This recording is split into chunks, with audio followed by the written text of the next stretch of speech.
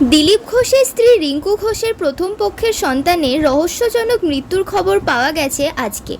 ছেলের বান্ধবী প্রথম রিঙ্কুকে ফোন করে এই মৃত্যুর খবর জানায়। জানা যায় মামার সাথে বেড়ানোর পরিকল্পনা থাকলেও সকাল থেকে ফোনে পাওয়া যায়নি প্রীতম দাশগুপ্ত ওরফে সৃঞ্জয়কে। আরজিকর হাসপাতালে তার দেহ নিয়ে যাওয়া হয়েছে ময়নাতদন্তের জন্য। তদন্তের রিপোর্ট হাতে আসলেই তার মৃত্যুর কারণ খোলসা হবে বলে মনে করা হচ্ছে।